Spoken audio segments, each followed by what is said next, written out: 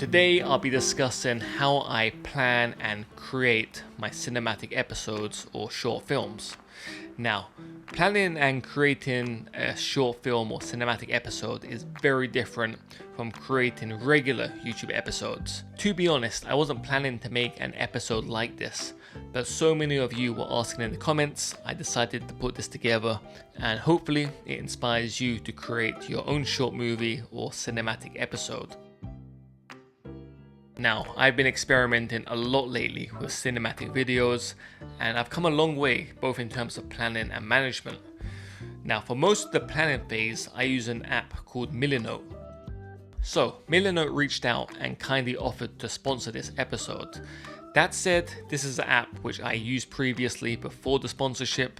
I've used it for a couple of months now, and it's been really helpful both in terms of my video and photography. For those of you who don't know, Milanote is an app to help organize your ideas and projects. In my case, and I'm sure it's the same for many of you, it's really easy to get overwhelmed by the amount of photos and videos you capture. So having a tool like this really helps me manage my creative projects.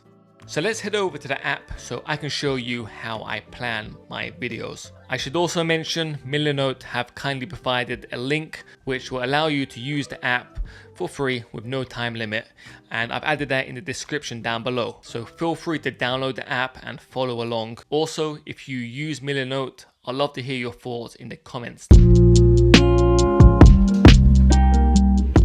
Okay, so when you open Milanote, this is what you're going to see.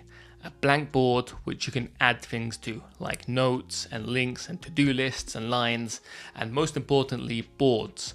Now, boards are basically folders, and they work in the same way folders do on your Mac or Apple desktop.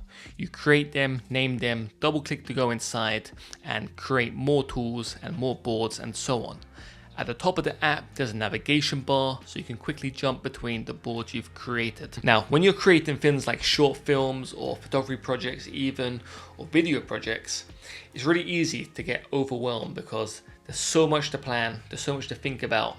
And if you just go out with no plan, you'll just end up capturing random footage of random things. And it's a lot harder to put that together into a cohesive video than it is to plan beforehand and then go out to shoot based on that plan. Now, this app is real easy to use. All you basically do is choose a tool from the left hand side and drag them onto the screen. But for today's episode, I'll create a new board. I'll call it London at Night. I'm going to change the color of the logo, and then you can also change the icon. So for example, if you're doing something photography related, you can just type photo in here and it will give you icons based on what you search for. Now that I've created my London at Night board, the first thing I'm going to do is create a script. Now to do this, all I do is drag the note tool onto the screen and start typing. Alright, so when I have my really basic script ready, and I mean really basic at this point, so it's just the skeleton of the project. There is no real detail here. It's really brief and simple outline of what I want to capture and what I kind of want it to look like. My next stop is to again drag another note onto the board and start creating 1, a gear list, and 2, a shot list. So script first and then shot list and gear list. Okay, so at this point I have my gear list, shot list, script kind of ready. At that point I'll create a mood board. Now to create the mood board, real easy. Just drag the board tool from the side here onto the screen. As I said earlier, these just work like folders. So basically you're creating another folder within a folder. This one, I'm just going to name it mood board. I'm going to change the icon and the color on it, and then double click on mood board and it will open a new board. I always feel that it helps me focus and achieve the look I want when I have a visual representation of what I want to create. And for mood boards and tools like this, it just makes it really easy while I'm out to quickly whip out my phone and have these references of what I want to create and the type of look I want to achieve. So one of the cool things about Milanote is it will give you templates based on the name of your board. So as you can see, because I named this mood board, on the side here is giving me a couple templates. One of them is the film pre-production. If you click that, it quickly generates a template. That one actually looks really good. Or you can select film storyboard, which I will do later. But let's go for film mood board. So what Milanote does here is it throws up some random images and text and colors. So my job now is to populate this with images which will inspire me when I go out filming, and I'll also add some color swatches to help generate a color scheme for the film I want to create. So this is a mood board I've been working on. These scenes have been pulled from films I like.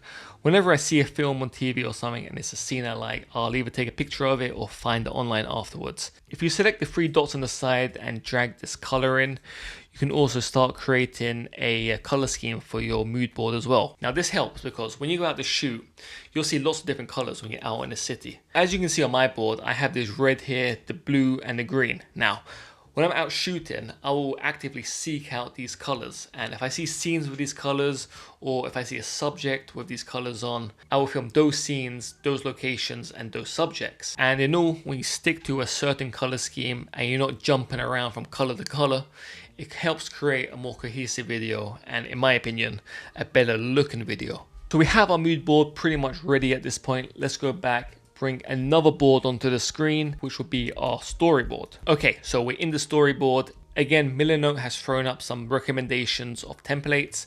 I'll click the film storyboard one here. It's generated a storyboard with multiple cards, pictures, and titles. So using this template, I replace the pictures and the titles, and I create a short storyboard for my project. So as you can see, this is closer to the finished article on a board I'm working on for my London at Night episode. Also, while I'm outside, I use the Milanote app on my phone. It pretty much works the same way as the desktop version and gives me easy access to my mood board, script and shot list. Also, for those of you with an iPad, I love using this app with a pen.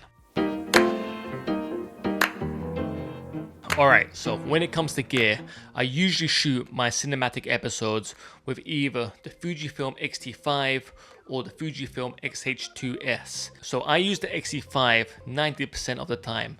For most casual shoots, if I'm going out to do some street photography with the view of also capturing some B-roll and footage for video, I'm using the X-T5.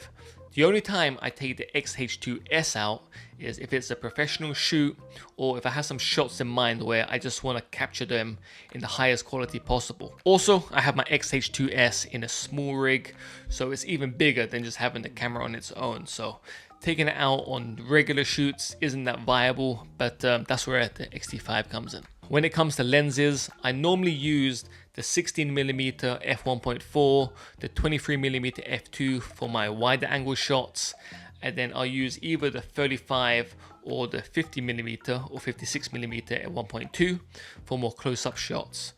If I'm working on a project or I'm not 100% sure of what I'll be capturing, I'll use a zoom lens. And for video, I actually find that zoom lenses are a lot more useful, and you can capture a lot more in one day using a zoom lens than you can with multiple primes.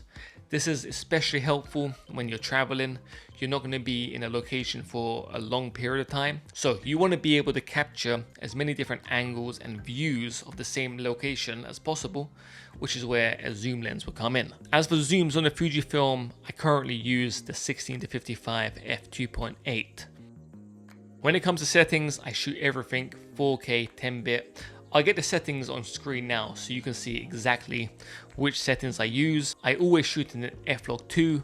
This is because I want to preserve as much dynamic range in the footage I capture, because that gives me more freedom in post to edit the video. Also, I like to stick to 25 frames a second.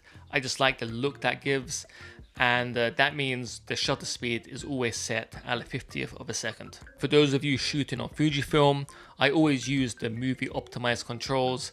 This just takes all the movie controls away from the dials, and it means when you switch between video mode and photography mode, the camera remembers your video settings, so you don't have to change the dials and the settings each time you switch between taking photos and recording video. So when it comes to the actual filming, I'll refer back to the plan I made on Milanote.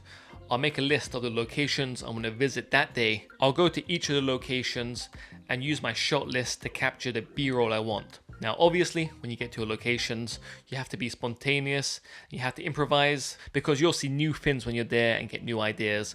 So the plan is just an outline, and then when I get to location, I get a bit more creative and just start filming scenes. Now usually when I film a scene, I try to capture at least 20 to 30 seconds of that scene.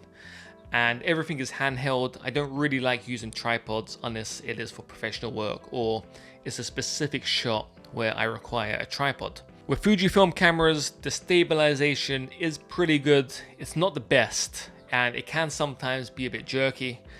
For this reason, I do avoid panning handheld with the Fujifilm cameras, and instead I film static scenes, which I happen to prefer anyway. When it comes to editing, I use a mix of Final Cut and DaVinci. I find organizing, cutting and arranging my footage easier in Final Cut, but I prefer grading my footage in DaVinci. So this isn't going to be an in-depth tutorial. I'm making an episode on color grading that will be coming out in the coming weeks.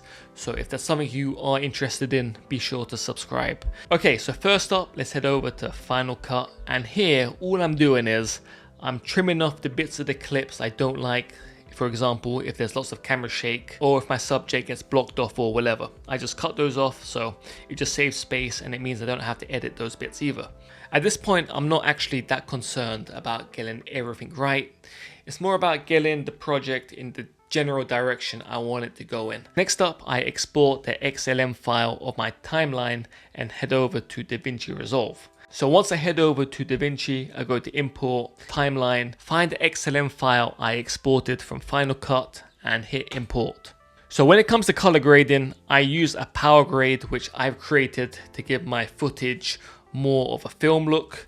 Again, as I said, I'll have more on this and on this specific subject in the coming weeks. So be sure to subscribe if that's something you do want to see. So once I've graded the footage in DaVinci, I export the clips, head back into Final Cut. Here I rearrange the clips, bring in sound effects, bring in music, and really craft the project into the film I want to create. Honestly, at this point, I can spend days, if not weeks, really editing down the footage and getting it exactly where I want it to be. What you see on screen here is a recent film I made with footage from Japan. As you can see, lots of clips, there's sound effects, there's text and photos overlaying the video as well. So at this point, honestly, it can take days, if not weeks, where I'm just going through with a fine-tooth comb, really editing the footage, getting the timing right, rearranging, watching it, going over it again, and so on. So this is the bit where the magic's made, and also one of the most important parts of the process. Again, worth noting, when I'm editing, I'm often referring back to my mood board, which I created in Milanote. This helped me grade my footage and create a more consistent look among all my clips. So that is pretty much my process when it comes to creating short films or cinematic episodes. If you have any questions about the process, drop those in the comments below and I'll make sure to get back to you. Again, big thanks to Milanote for sponsoring this episode. And I have a link down below in the description if you want to use the app for free. There's no time limit on it. And I'd actually like to hear your thoughts on Milanote if you have used it in the comments below as well. A huge thanks for watching this episode and supporting. I'll catch you in the next one.